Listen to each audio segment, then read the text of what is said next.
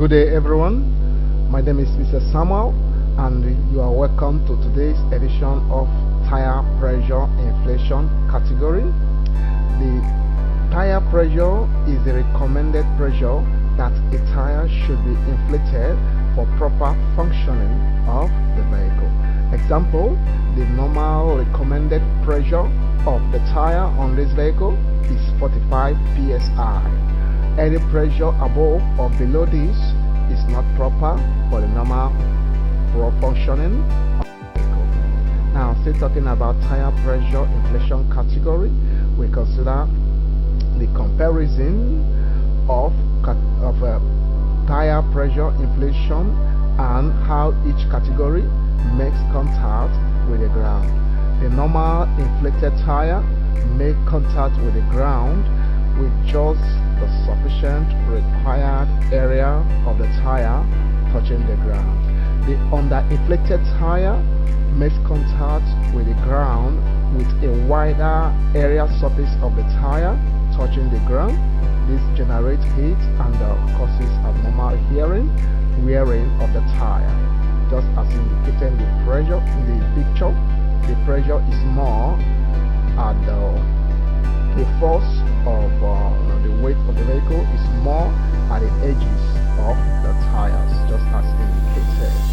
Now, the picture of the overinflated tire, just as displayed, the kind of convex touching the ground, and there's less area of the tire tire surface touching the ground. There is less area of the tire surface touching the ground. Of the various tire pressure inflation category. Now, concerning wearing comparison, we have the normal inflated tire, just as depicted in the picture, touching the ground with just the sufficient area of the tire on the ground.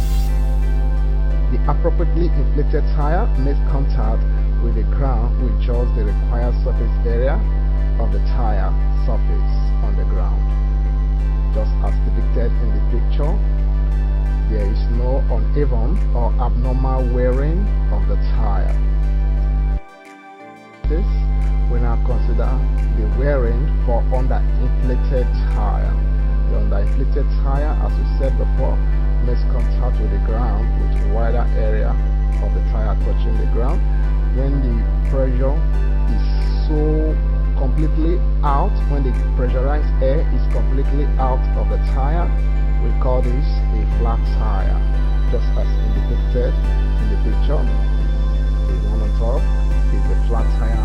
The pressurized air is completely out of the tire, and the one below is the low tire pressure.